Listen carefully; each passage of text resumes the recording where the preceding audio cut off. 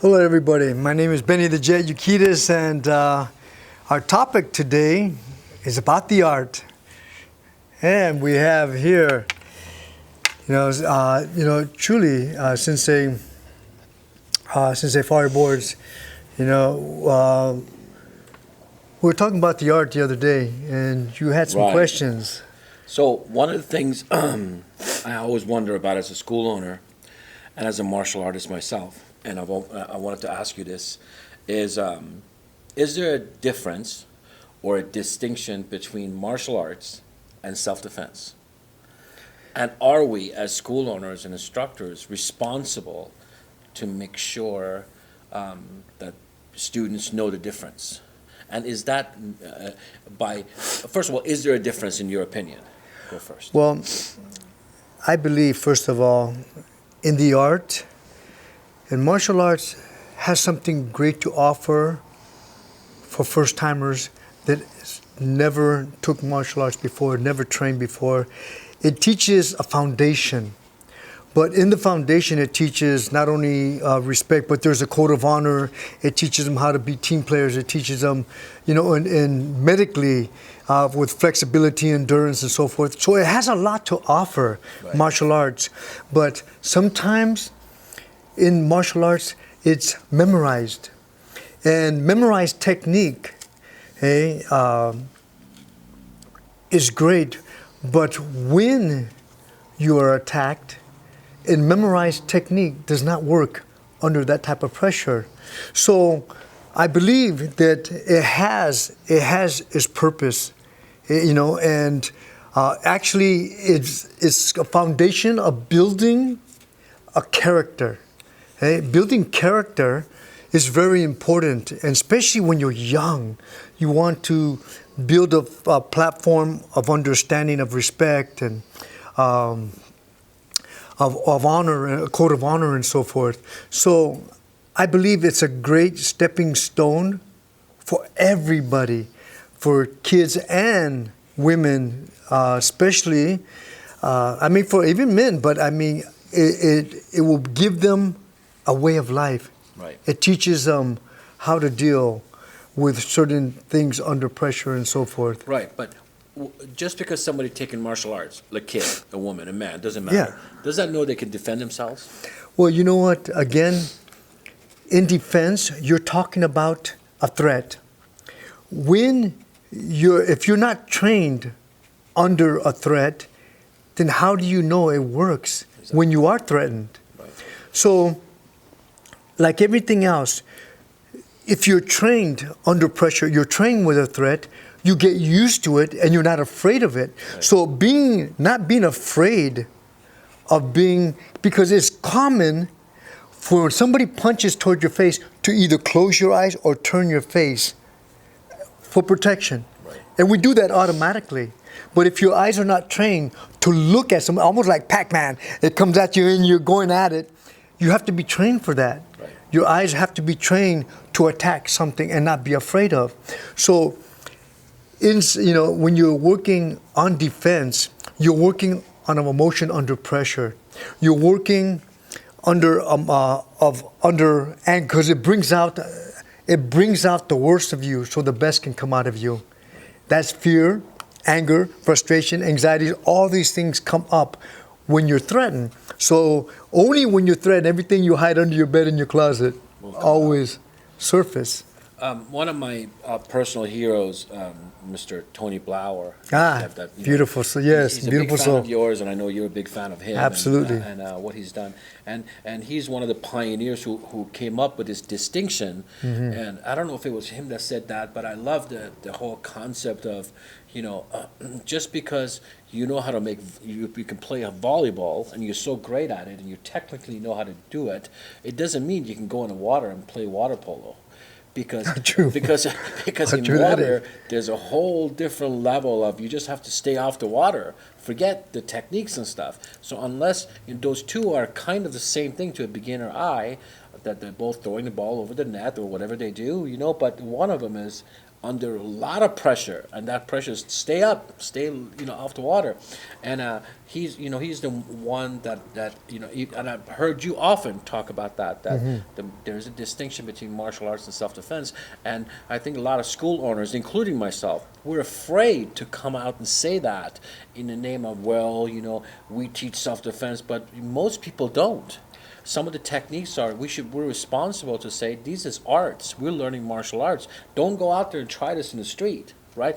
And I think UFC was the worst thing and the best thing that happened to martial arts, right? Because the best thing was it brought the kind of a realistic, like people say, hey, you don't do that in a cage. I don't see that. But it took away a little bit of the mystique. The Bushido away. You took a little, but with all that, it's good. And it is what it is. And it's not going anywhere. So, but again, how do you, if somebody came up to you and wanted to learn self-defense, would you do anything different than you are in your regular classes? Not really, because you see, I teach, first of all, I teach the mind how to deal. All right? I give them a direction of how to work technique. Mm-hmm. And once they work technique, the technique means that if you don't block, and when you say defense, because it's about defense, is learning. When I have my students, I actually teach them how to hit the target. If I say hit the nose, aim for the nose. Right. If I say hit the solar plexus, hit the solar plexus. And the reason why is because I'm actually programming. I'm programming without them thinking about it. They're actually hitting target. Now, if they're hitting target, the key is learning how to defend it. Means if I know that if I don't move my head, I'm going to get hit. If I don't block it with my hand, I'm going to get hit. If I don't move my feet, I'm going to get hit. That's one thing I've always noticed about your classes, that you require a certain amount or high amount of mindfulness. You want people to be mindful. You don't want nothing against cardio kickboxing and doing all that stuff, but you want to make sure that you are doing what you're doing. Otherwise, you get paid a price, right? You need to be very mindful about what you're doing. And I think, in a way, you're teaching that mindfulness is what's going to save you outside the street. Because if you can be mindful doing all just basic moves and stuff, defending yourself, if you keep that up and be aware of the situation all around you, I think that's, in a way, you're teaching self-defense also at the same time. Of course. Right. But at the same time, you got to understand that, first of all, if there's no threat, then you don't get used to that threat. And if a threat comes at you, everything you hide under your bed in your closet comes up. I think that's what's wrong with, and I don't want to say what's wrong necessarily, in a way, wrong. I get it. With the way a lot of martial arts schools are, the training is not done under pressure. And when it's not done under pressure, I'm a personal believer, and I know you are, that we react the same way we train. So if we train without pressure, how do we think that's going to come out and respond when it, God forbid, that one time that we need to use it? How true. So how do you get someone prepared for that? Well, it's like anything else. You first teach the foundation of basically how to use your limbs, your weapons. Right. And you're teaching them, punching, elbows, knees, kicking and so forth. You're teaching them how to use their limbs in a combat way. And then second of all, you teach them how to block and defend by actually having somebody else kick and punch, but actually training them to kick and punch the target, not in the air. Train and punch the target.